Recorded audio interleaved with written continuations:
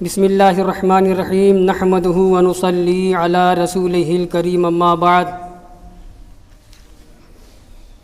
فقد قال اللہ تبارک و تعالی فی القرآن المجید والفرقان الحمید اعوذ باللہ من الشیطان الرجیم بسم اللہ الرحمن الرحیم فَإِنْ عُثِرَ عَلَىٰ أَنَّهُمَا اسْتَحَقَّا إِثْمًا فَآخَرَانِ يَقُومَانِ مَقَامَهُمَا من الذين استحق عليهم الأوليان فيقسمان بالله لشهادتنا أحق من شهادتهما وما اعتدينا إنا إذا لمن الظالمين ذلك أدنى أن يأتوا بالشهادة على وجهها أو يخافوا أن ترد أيمان بعد أيمانهم واتقوا الله واسمعوا والله لا يهدي القوم الفاسقين صدق اللہ العلی العظیم۔ دو آیت کریمہ میں نے پڑھی ہے، صرف ترجمہ کروں گا انشاءاللہ۔ تفسیر شان نزول سب ہو چکا ہے، ٹاپک وہی ہے۔ ابھی دو آیت جو میں نے پڑھی ہے صرف ترجمہ کروں گا، اس کے بعد وقت رہے گا تو انشاءاللہ آگے کا ترجمہ اور تفسیر دونوں۔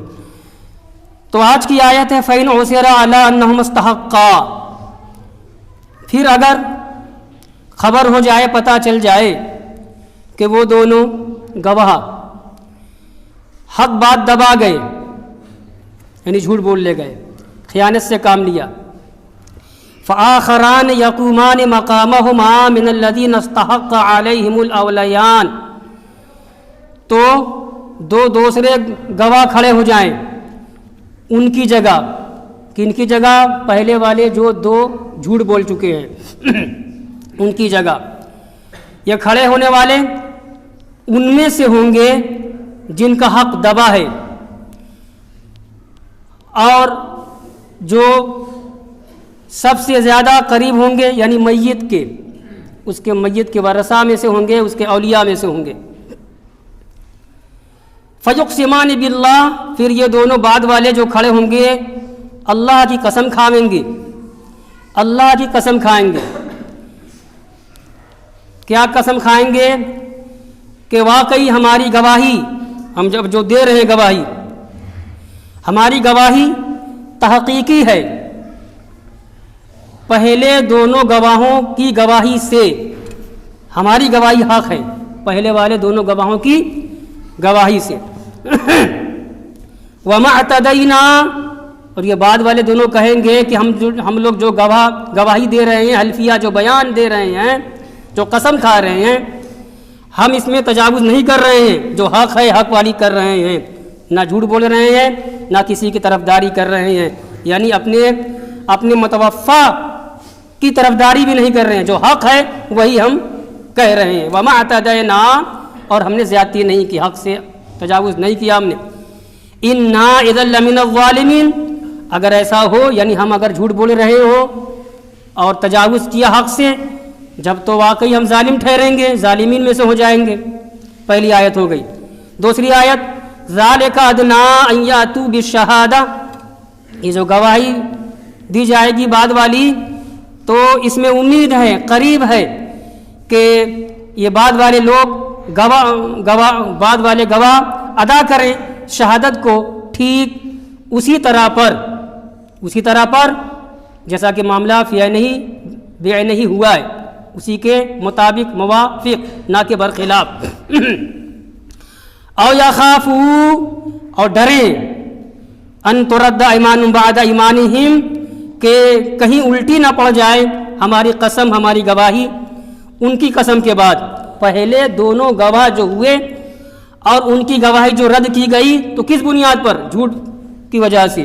تو یہ اب ڈریں کہ ہم اب کھڑے ہوئے ہیں، اب ہم قسم کھا رہے ہیں، گواہی دے رہے ہیں، تو اگر ہم جھوٹ بول رہے ہیں، خیانت سے کام لے رہے ہیں، کذب بیانی، دروغ گوئی سے کام لے رہے ہیں، تو پھر جس طریقے سے ان کی گواہی نہیں مانی گئی تو ہماری گواہی بھی رد کر دی جائے گی۔ تو ڈرے، تو سچائی سے کام لیں، صداقت سے۔ آگے ہے واتقوا اللہ، ڈرتے رہو اللہ سے، واسمعوا اور سنو، کیا سنو؟ اللہ کے حکام کو سنو، اللہ کا کلام سنو۔ تو کیا مطلب سنو؟ محض کان سے سننا؟ سنو اور عمل کرو، یہ تفسیر ہے۔ واللہ لا یہدی القوم الفاسقین، اور اللہ تبارک و تعالی راہ نہیں چلاتا فاسق قوموں کو۔ اب ظاہر سی بات ہے، اب آپ ایک بچکانہ سوال کر سکتے ہو، کوئی سننے والا سوال کر سکتا ہے، جو فاسق قوم ہو، راہ راستے سے ہٹی ہوئی ہو، راہ ہدایت سے ہٹی ہوئی ہو، تو ہدایت کی تو اسی کو زیادہ ضرورت ہے۔ ایک انسان اللہ سے ڈرنے والا ہے، راہ راستے پر ہے، ہدایت پر ہے، تقوی پر گامزن ہے، صاحب ورع ہے، متقی ہے، اس کے اندر دیانتداری ہے، طہارت ہے، اخلاق کی پاکیزگی ہے، نمازی ہے، اور بھی دیگر احکام شرعیہ پر عمل کرنے والا، اللہ کا ڈرنے والا بندہ ہے۔ تو قرآن یہ کہے کہ قرآن اسی کو ہدایت کرتا ہے یا اللہ اسی کو ہدایت کرتا ہے، تو پھر اس میں کیا؟ جس کا پیٹ بھرا ہو، جسی کو آپ کھلائے جائے، مثال اسے کھلا رہے ہو، جو بھوکا ہے اس کو نہ کھانا کی ضرورت ہے۔ میرا سوال آپ سمجھ گئے؟ جو ہدایت یافتہ ہے، جیسے قرآن نے کہا ہدی للمتقین، قرآن سراپا ہدایت ہے متقیوں کے لیے، تو سوال پیدا ہوا تھا، یا بھی سوال پیدا ہو رہا ہے۔ کیا سوال پیدا ہوا تھا؟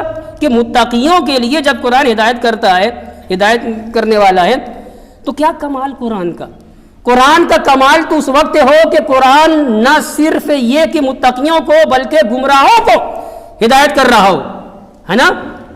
کرتا ہے قرآن ہدایت، تو سوال ہو رہا ہے، تو کہتے ہیں کہ وہ جو نبی کی رسالت، نبی کا زمانہ آ گیا، نبی مبعوث ہو گئے، نبی نے اللہ کا پیغام پہنچا دیا، سب سننے جاننے دیکھنے کے باوجود جو جمے رہیں فسق پر، گمراہی پر بزد رہیں، مصر رہیں، تو ظاہر سی بات ہے پھر ان کے حق میں یہ کہا گیا ہے کہ ایسے کو اللہ تعالیٰ ہدایت نہیں فرماتا۔